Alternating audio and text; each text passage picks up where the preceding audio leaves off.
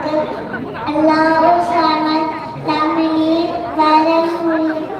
ولم يكن له كفوا أحد إنه دينا فالكوش إن ذلك إلا الهدى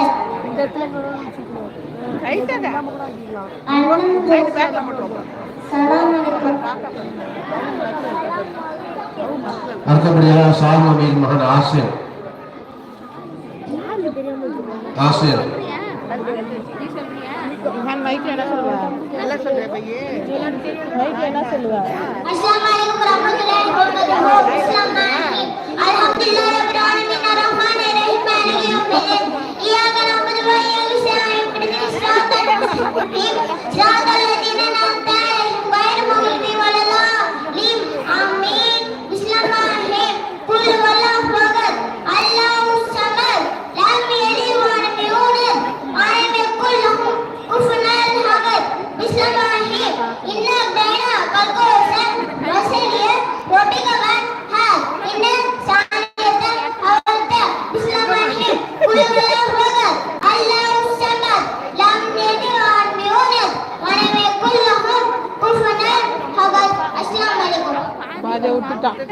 அடுத்தபடியாக முகமது நாசர் மகன் நயீம் அகமது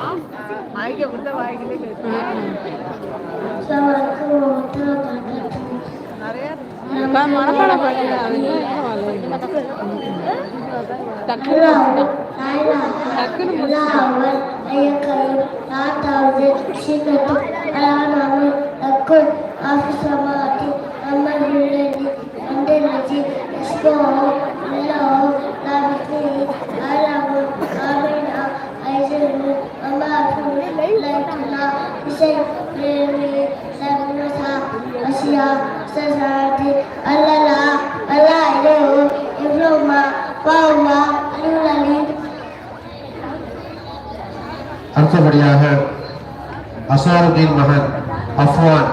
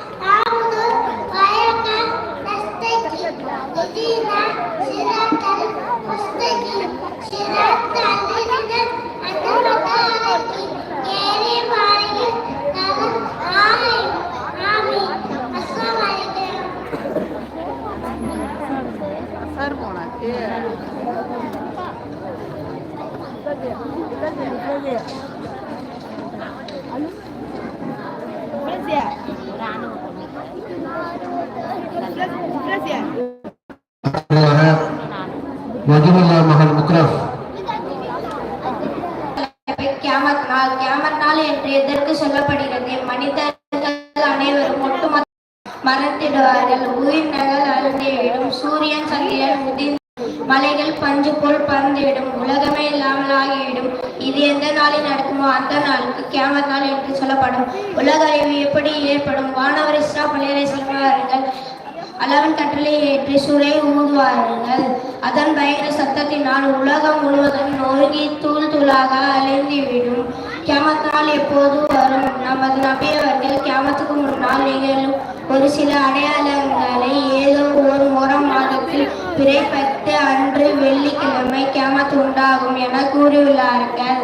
கியாமத்தின் அடையாளங்கள் சிலதை கூறுக. பாவங்கள் குற்றங்கள் பெருகிவிடும். பிள்ளைகள் பெற்றோரை புறக்கணிப்பார். நம்பிக்கை தன்மையில் மோசடிகள் நடைபெறும். நடிப்பு நாடகங்கள், இசை கச்சேரிகள், கூத்து கும்பாலங்கள் பரவலாக நடந்து கொண்டிருக்கும். முன் வாழ்ந்த பெரிய மனிதர்கள் பிற்காலத்தவர்கள் இழிவுபடுத்துவார்கள். மார்க்க ஞானம் அற்றவர்கள் தலைவர்களாக ஆக்கப்படுவார்கள். அறிவர்கள் அடிமட்டத்தில் இருந்தவர்கள் பலம் பெற்று உயரமான நீண்ட பெரிய கட்டடங்களை கட்டுவார்கள். எந்த தகுதியும் அற்ற